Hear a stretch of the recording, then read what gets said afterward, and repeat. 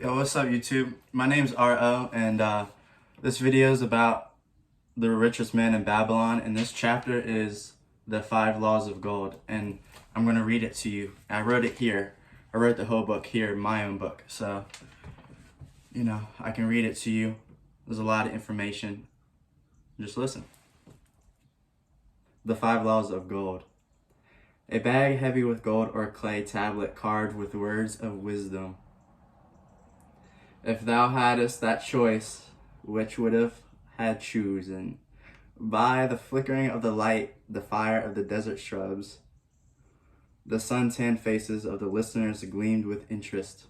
This is an affirmation video, so it's whatever. The gold of gold, 27. I smiled knowingly. He resumed, raising his hand.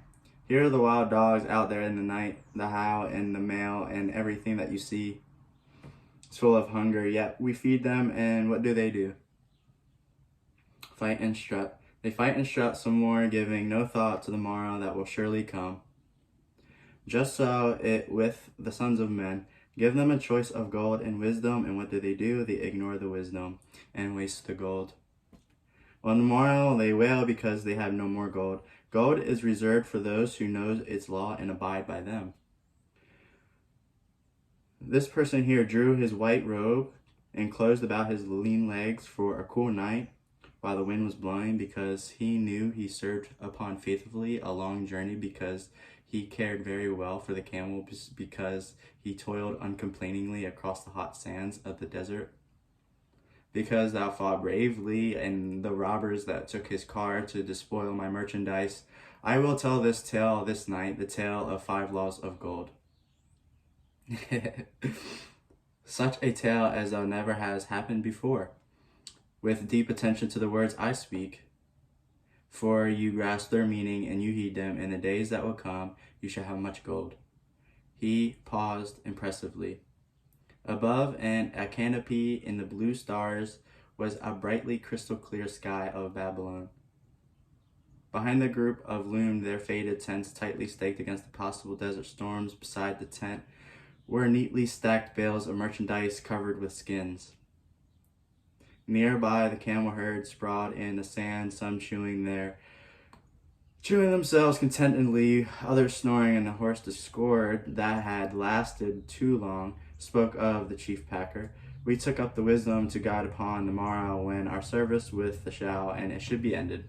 I have but told of my adventures in the strange and distant lands, but this night shall tell the wisdom of Arkad, the wise, rich man. Much have we heard of him, acknowledged the chief packer, for he was the richest man that had ever lived in Babylon. The richest man he was, and that because be wise in the ways of gold, even as no man had ever been before him. This night shall I tell you of the greatest wisdom, as it was told to me by no man's seer. His son many years ago, in 9 was I, a bit lad, my master and myself had carried long into the night, into the palace of no man's seer, and I helped my master bring great bundles of fine rugs, each of them tried by no man's seer, until his choice of colors was satisfied. At last he was well pleased, and commanded us to sit with him and to drink a rare vintage, odorous to the nostrils and most warming to my stomach, which was unaccustomed to such a drink.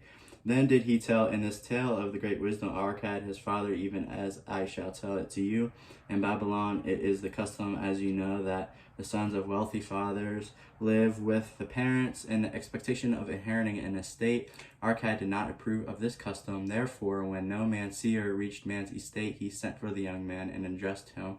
My son, it is my desire that thou shalt succeed in my estate. Thou must, however, first prove that you are capable of wisely handling it. Therefore, I wish that you go out into the world and show the ability to both acquire gold and to make thyself respected among men.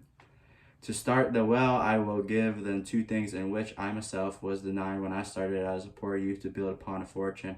First, I give this bag of gold. If you use it wisely, it will be the basis of the future success. Second, I give this bag of gold. If you use it wisely, it will be the basis of future success. Second, I give this clay tablet upon which is carried the 5 laws of God. If through that you do interpret it and to act upon it, you shall bring into competence and security. 10 years from this day, come back to the house of thy father and give account of thyself, and thou prove worthy, I will make the heir to my estate. Otherwise, I will give it to the priests that they may barter for my soul the land of consideration of the gods. No man see her went forth to make his own way by taking his bag of gold of clay tablets carefully wrapped in silken cloth, his slave and his horses upon which they rode. The 10 years passed, and no man seer has agreed, returned to the house of his father, who provided a great feast in his Hanover, to which he invited many friends and relatives. After the feast was over, the father and mother mounted their thrones like seats at the sound of a great hall, and no man seer stood before them to give an account of himself as a promise of his father. It was the evening. The room was hazy with smoke from the wicks of the oil lamps that dimly lighted it.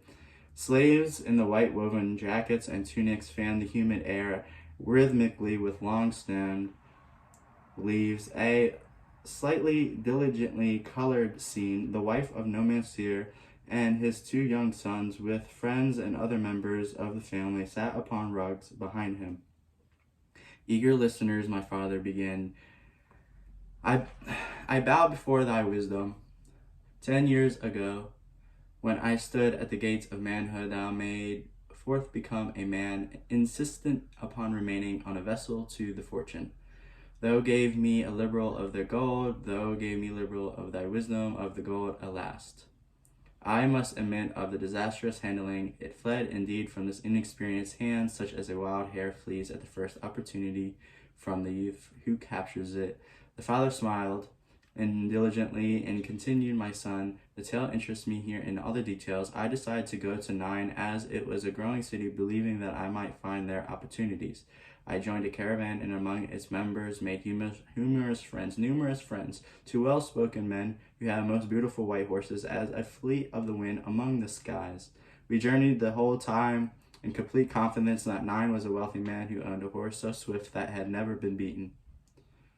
Its owner believed that no horse living could run with a great speed. Therefore would he wager any sum, however large, that his horse would be outsped by any horse living and running with greater speed. Therefore would he wager any sum, however large, that this horse could outspeed any other horse in all of Babylon.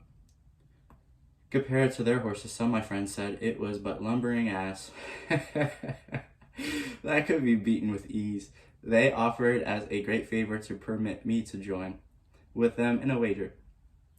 It was quite carried away with the plan. Our horses was badly beaten, and I lost much of my gold. The father laughed. Later I discovered that this was a deceitful plan of these men, and they constantly journeyed with caravans seeking victims, you see, in the Nain, and their partners were shared with the bets he won.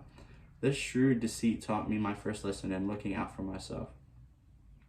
I was soon to learn another equally bitter scenario. In the caravan was another young man with whom I became quite friendly. He was the son of a wealthy parent, like myself, journeying to Nain to find a suitable location. Not long after the carnival had arrived, and a merchant had dined in his shop, and with rich merchandise of patronage, and secured it on a worthy way,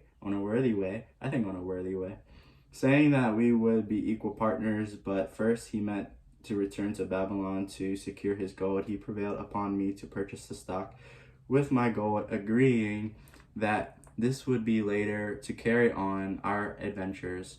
He long delayed Babylon, proving in the meantime to be an unwise buyer and foolish spender. I finally put him out, but not before the business had deteriorated to where he only had usable goods and no gold to buy other goods. I sacrificed what was left in me to satellite a pitiful sum. Soon there followed, I tell you, my father bitter days. I sought employment and found it not, and I was without trade of training that would enable me to earn. I sold my horse, I sold my slave, I sold my extra robes that I might have found in a place to sleep. But each day Grim wanted, crouched, and everything was ever so much closer. But in this bitter days I will remember the confidence in me, and my father, though, had sent me forth to become of a man, and this was a determination I had to accomplish. The mother buried her face and wept softly. At this time I bet the thoughts of the tablet that had given upon me, which all of this power was carved. And this is the 5 laws of gold. Through upon I read most carefully thy words of wisdom, and realized that I but sought wisdom first, my gold would not have been lost to me. I learned by heart each law is determined that when once of the more of the goodness, goddess, if I repeat it, a fortune smiled upon me, I would be guided by this wisdom of age, not by the inexperience of youth. For the benefit of all of you who are seated here tonight, I will read this wisdom of my father as I engraved upon the clay tablets, which I did myself, to me 10 years ago. The 5 laws of gold. It's like affirmations. 1. Oh, I got her laughing. I'm sorry. Number 1. Gold. Come gladly in the increasing quality to any man who will put by not less than 1/10 of his earnings to create an estate for his future and that of his family. Number 2, gold laboreth diligently and contentedly for the wise earner who finds it profitable employment, multiplying even as the flocks of the field. Number 3, gold clingeth to the protection of the cautious owner who invests it under the advice of men in its handling. Number 4. Number 4. This is number 4. Gold slippeth away from the man who investeth in businesses or purposes which he has not familiar with, or which he is not approved of the skill in its keep. Number 5. Gold flees from the man who would force it impossible earnings, or followeth the alluring advice of tricksters and schemers who trust it in the hands of inexperience and romantic desires in their investment. These are the 5 laws of gold as written by my father. I do proclaim them as a greater value of gold than itself, as I will show you by the continuance of my tale. He again faced his father. I have told thee of the deep of the poverty and the despair by which my experience brought me. However, there is no chain of disasters that will not come to an end. My mind, when I have secured employment managing a crew of slaves working upon the new outwall of the city, profiting from my knowledge of the first law of gold, I saved a copper from the first earnings, adding it to every opportunity until I had a piece of silver. It was a slow procedure, for one must live. I did spend it grudgingly. I admit, because I was determined to earn back there for 10 years where everybody else was already there, and I'm here now, and the father had given it to me. One day, the slave master, with whom I had become quite friendly, said to me, "Thou art a thrifty youth who spends not on what they earn. They put that and buy what not they're earning." Yes, I replied, it is the greatest desire to accumulate gold, but here, this is gold. Replace that. No, you can't. By which my father he gave to me, which I have now, and it's the ambition I will grant, for that which I want more gold. Alas, my experience may have become bitter. Father's gold has fled from him, and I am much in fear of lest of doing the same. And I now have the confidence that would give me and all of them the lesson that is profitable for handling the wall that is now complete in the city that I built around the gates everywhere that I go. I just made that up. Here is my plan. A group of us will pull our gold and send a caravan to the mines of the copper and tin in which are distant, and bring the 9 that from the metal gates. When the king says, "Make great gates," we alone can supply the metal of the rich price, and he will pay. If the king will not buy from us, we will have the metal which we can be sold for a fair price. In his offer, I recognized an opportunity to abide by the 3rd law and invest my savings under the guidance of a wise man, nor was I not disappointed. Our pool was a success, and my small store of gold was greatly increased by the transaction. In due time, I was accepted by a member of the same group in another ventures. They were men wise in this profitable of handling of gold. They talked over each plan presented with great care before entering upon it. They would take no chance as on losing their principal or tying up in unprofitable investments from which their gold could not be recovered. Such foolish things as the horse race and the partnership into which I have entered, my inexperience would have had scant consideration with them. They would have immediately pointed out all their weaknesses Through my association with these men, I have learned to safely invest my gold and to bring more profitable returns. As the years went on, my treasure increased more and more rapidly. I not only made back as much as I lost, but I gained much, much more. Through my misfortunes, or my trials and my success, I have tested time and time again in the wisdom of the 5 laws of God of my Father. I've proven them time and time again that the test to him is without knowledge of the 5 laws comes not so often and goes away quickly, but to him who abide by the 5 laws goes and comes and works as a dutiful slave. No man cease speaking and motion to a slave in the back of the room. The slave brought forward one at a time, placed upon the floor before his father's, addressing him again. Thou did give to me a bag of gold, Babylon gold. Before. Behold it in its place. I do return to thee a bag of 9 gold of equal weight and equal exchange, as I will agree. Thou do give me a tablet inscribed with wisdom. Behold, it is a steed. I do return 2 bags of gold. I do return. So saying, he took from the slave the other 2 bags, and likewise placed them upon the floor before his father. This I do prove to thee, my father, of how much greater value I consider thy wisdom than I think of it as gold. Who can measure in bags of gold the value of wisdom? Without wisdom, gold is quickly lost by those who have it, but with wisdom, gold can be secured by those who have it not, as these 3 bags of gold do prove. It does indeed give to me the deepest satisfaction, my Father, to stand before thee and say that because of the wisdom I have been able to become rich and respected before men. The Father placed his hand fondly upon the head of No Man Seer. No Man Seer, thou hast learned well the lessons. I am indeed fortunate to have a son to whom I entrust my wealth. They ceased this tale and critically put it to the listeners. What means this to thee, this tale of No Man Seer? He continued. Who among these can go to thy father or to the father of thy wife and give an account of wise handlings of his earnings? What would these vulnerable men think you were to say? I have traveled much and learned much and labored much and I earned much, yet alas, all I have gold is very little. Some I spent wisely, some I spent foolishly, and much I lost in unwise ways. Does still think it is inconsistent of faith of some men much gold and have others not? Then you err.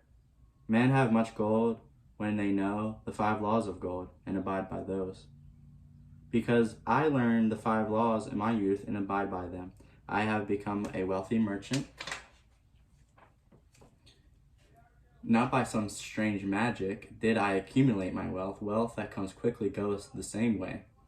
Wealth that stayeth gives enjoyment and satisfaction to its owner because it comes gradually, because it is a child born of knowledge and persistent purpose. To earn wealth is but a slight burden upon the thoughtful man. Bearing the burden consistently from year to year accomplishes the final purpose. The 5 laws of gold here to offer to the rich reward for their observation.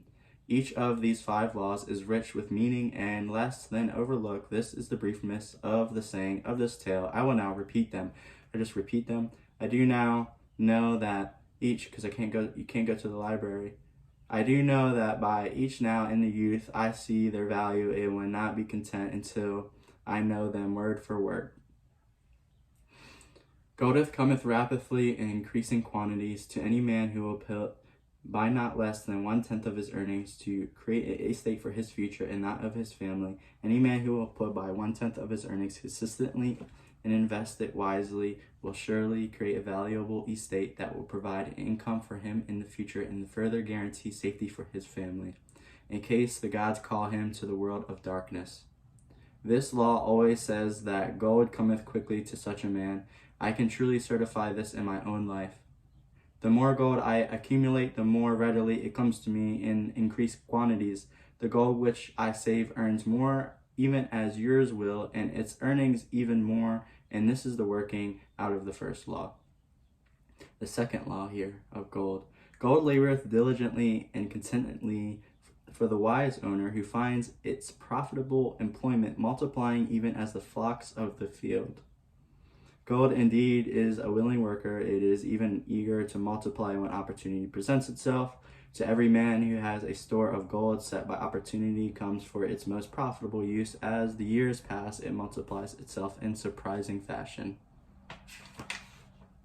The third law of gold. Gold clingeth to the protection of the cautious owner who invests it under the advice of men wise in its handling. Gold indeed clingeth to the cautious owner even as it flees the careless owner. The man who seeks the advice of men wise in handling gold soon learneth not to jeopardize his treasure, but to preserve it in safety and to enjoy it in contentment and consistent increase. The fourth law of gold. Gold slippeth away from the man who invests it in businesses and purposes which he is not familiar, or which are not improved by the skillful in its keep. To the man who has gold yet is not skilled in the handling money uses for its appear most profitable.